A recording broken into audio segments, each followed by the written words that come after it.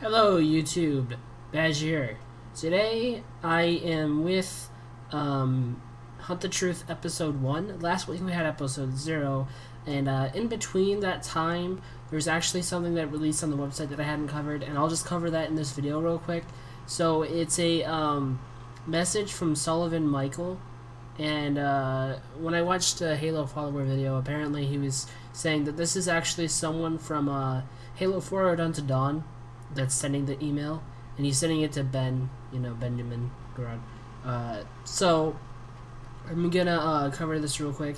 Hey Ben, how are the things going out your way? I've got something you'd be great for.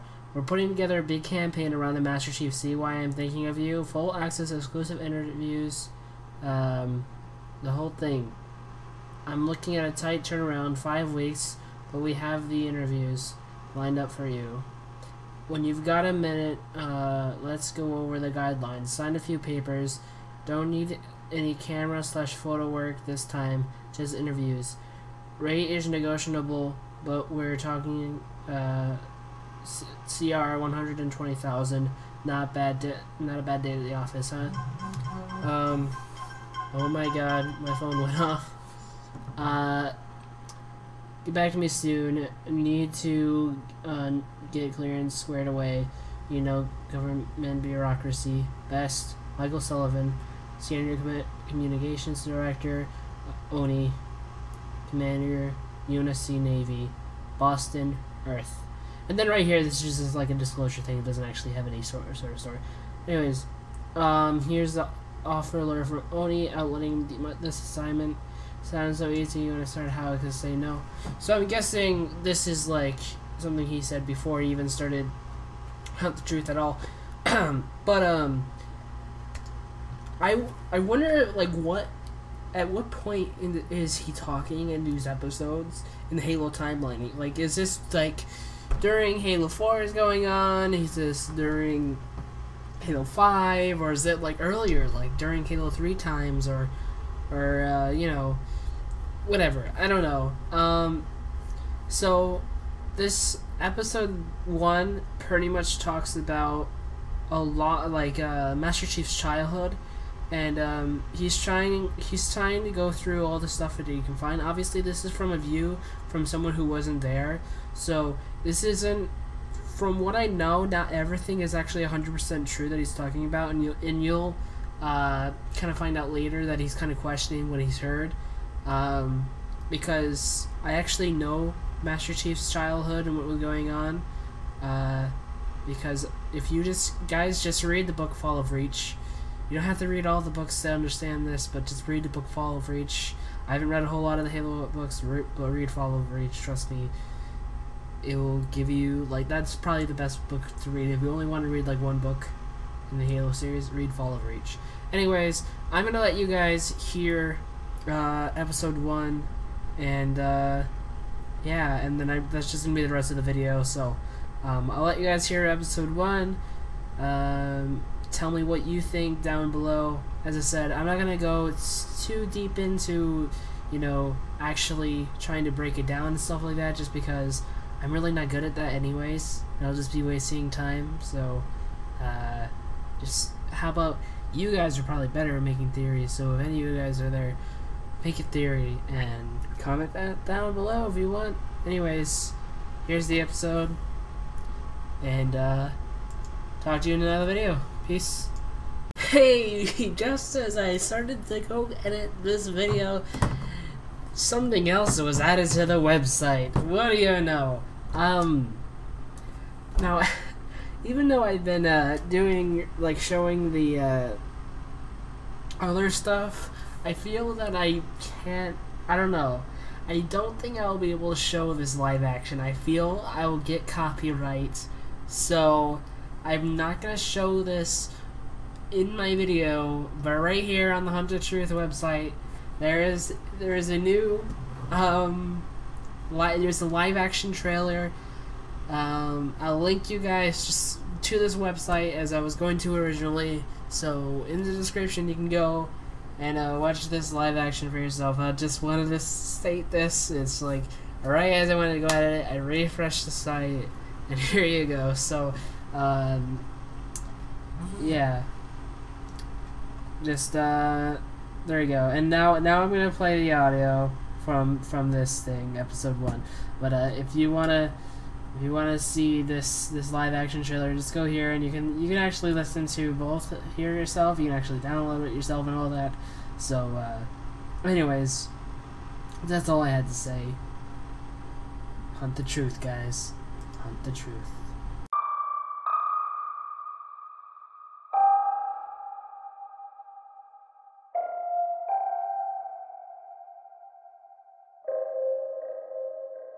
There's a story you tell yourself when the world blows up in your face. There's no way you could have seen it coming. No one could have, so there was no way to stop it. This is what lets you sleep at night. But go back in your mind to before it all happened. Replay it in your head, except this time, maybe you'll see it. Something small, out of place. Maybe it's just a single thread, but it's the truth. Nobody saw it coming when they arrived. An alien race known as the Covenant. Before 2552, there was no way anything like that could ever happen on Earth. On one of those distant planets in the outer colonies? Maybe. But an attack on Earth?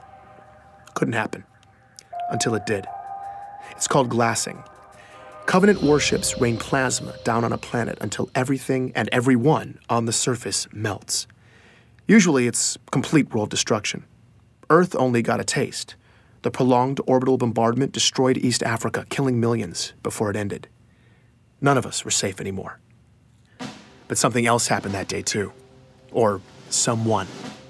You've heard the eyewitness accounts. Every skeptic has seen the footage. I was there, and yet still to this day, it's unbelievable. A massive man in green armor appeared seemingly out of nowhere in New Mombasa, performed superhuman feats to single-handedly repel a global invasion, and then disappeared? This was the Master Chief. The Unified Earth Government's military body, the UNSC, eventually released a statement. Who he is, where he came from, and that he's continuing to keep us safe. And that was that. But who is the Master Chief? Where did he come from? Is he continuing to keep us safe? I'm Benjamin Giroux, and this is Hunt the Truth. For all us cosmopolitan Earth types who don't venture into the far reaches of space, there's a planet way out in the outer colonies called Eridanus II. If you're thinking of visiting, don't bother. It was catastrophically glassed in a Covenant attack in 2530. But 19 years before it got wiped out, our hero, Master Chief Petty Officer John 117, then known as John, was born in a metropolis called Elysium City. That's where I started. Do I remember him? Oh yeah, you don't forget a kid like that. That's Dion Govender. He chatted with me from his home in the outer colonies. Dion's retired now, but years ago he taught John at Elysium City Primary Education Facility number 119. Apparently schools in the outer colonies don't have the catchiest names. John was something else. He was sharp and quick, always evaluating the situation. Other kids just gravitated to him, you know? Dion seemed most excited to talk about John's athletic ability. The kids used to play King of the Hill after school. You know, the old game where you wrestle and push each other to try to be the last man standing. I would walk by sometimes, see him playing after school, you know, and without fail, I swear, it was always John standing alone at the top of that hill. Right. Yeah, every single day. Yeah. Matter of fact, I think the other kids ended up fighting for who got to be king halfway up the hill, because nobody was messing with John. I definitely remember John. You're going way... That's Ellie Bloom, another lifelong resident of the outer colonies. When she was young, she and John lived on the same street, just a few houses down. Well, he was a little younger than me, but let me tell you, that boy did not look like a kindergartner. He was a big kid.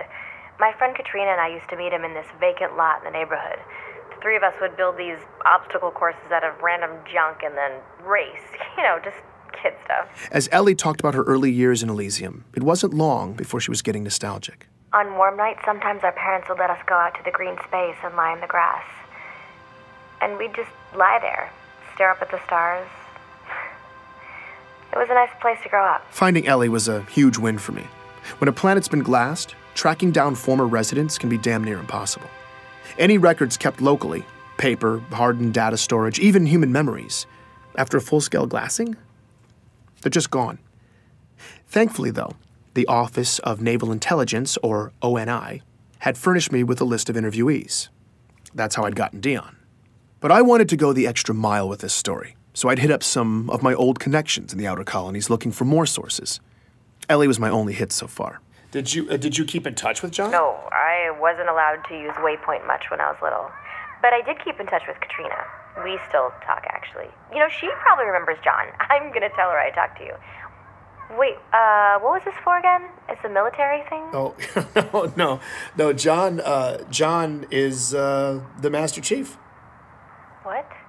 Yeah, John became the Master Chief. Like the Master Chief? Yep. Oh my god, no way, are you serious? I'm not kidding you, I'm telling you. My god, that's crazy. Ellie lost her mind for a few minutes. I guess it's not every day you find out that your childhood playmate saved the galaxy. Oh my god, now I'm definitely telling Katrina. I mean, she is gonna freak out. All right, so maybe Ellie wasn't going to be much help. I needed more of the young warrior angle. Here's Dion again. The boxing story. No, what's that? Okay, so. Not yet. I taught the primary kids, right? But I also ran this boxing league at the high school. Uh-huh. Now, second week, we're doing drills in the gym. John walks in. Yeah. Now, mind you, John is in 6th grade at the time. I say, hey, John, what's up? He says, I want to sign up for boxing. And I say, John, you're 12. What are you talking about? But John was adamant. But I look at him and he ain't leaving. Right. So I said, okay, what the hell? Figure let it be a formative lesson for the kid. I don't know so I put him in the ring with one of the smaller guys. John pummeled this boy. It was over in about 15 seconds, okay? So, all right, I put him in with this bruiser. Now, a real good fighter. Yeah. Okay? Good fighter. 2 punches. John laid him out. 12 years old. I liked talking to Dion. He was warm and funny in that grandfatherly memory lane kind of way. I realized I'd gotten lost in it all when the narrative took a dark turn. But then, one week, John just didn't show up. It was 25-24. John was 13. That's when the nightmare of the insurrection that had been plaguing the outer colonies finally landed on John's community. Under pressure from UNSC troops, the rebels were on their last leg, desperately seizing territory in the region and launching paranoid inquisitions to find spies. Civilian abductions and interrogations became commonplace. They would just, question you. Just these meaningless questions for hours and hours. Thomas Wu was living on a neighboring colony when the rebels showed up and hit hard, sweeping up Thomas and thousands of others in raids. What followed was months of horribly overcrowded detainment, neglect, and often constant questioning. Did you know this guy? What are the encryption codes for this system, that system? And you have no idea what they're even asking you. In the final couple months, Thomas says his captors started coming unhinged. And then toward the end, they just disappeared, They were gone. leaving Thomas and hundreds of others locked up, starving. I don't want to play this part of the interview, but I'll tell you, it got bad. He talks about being packed in like sardines, warm bodies, cold bodies, people dying in the dark, the smell. He doesn't know how long it lasted, maybe weeks, but Thomas and many others survived. They made it out. Well, we helped each other. We looked out for each other. And I mean that was the only way. We made it through to the liberation, and then we left. We never looked back. When I asked him where the survivors relocated to, Thomas began to list off which cities were safe for refugees at the time. Decades later, he can still recite them all from memory. I asked about John's hometown. Perth City. What about Elysium City? No. Insurrectionist cesspool. Yeah, no, they got it bad there. Dion Govender confirms this. In Elysium City, people just disappeared back then. Just happened. Once the insurrectionists took over, Whole neighborhoods just got scooped up. This went on for months. Every day. He talks about watching his community get torn apart slowly, every day. I asked him about John. Yeah. Him and his parents. Sean missed the first practice and the last one. Back then, it seemed like everybody had... I'm sorry. No, it's fine. Take your time. It was hard watching Dion break down like this. He just looked defeated. These kinds of interviews are brutal.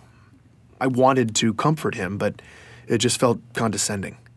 Like I have any idea what it was like for him. So we were quiet for a bit. Before we ended, though, he said this. I think that if anything good can be said to have come from all of this, it's that everyone who went through it can know that their struggle wasn't for nothing.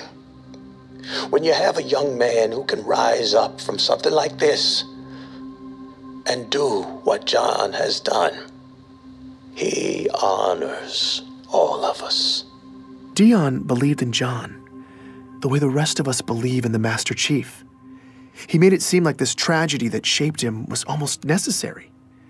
I certainly felt like I had the proper beginnings to a hero's origin story. The story made sense. It felt right. Sometimes you have to go back, though. Look again, because maybe you'll see something small, out of place, that single thread. Later that evening, after my interview with Dion, I was pretty drained, so I spent some time sifting through a bunch of file boxes. I'd paid this scavenger in the outer colonies to dig around and send over any Elysium City documents she could find. The only local government records left were hard copies, but I took them anyway. I was sorting through a messy box of local census registries when I stumbled across John's name. One line of basic information, printed out in black and white. That's when I saw it. A single letter next to his name. D. I was staring at an official document that said quite plainly that in 2517, John died at 6 years old. Please join me for the next episode of Hunt the Truth.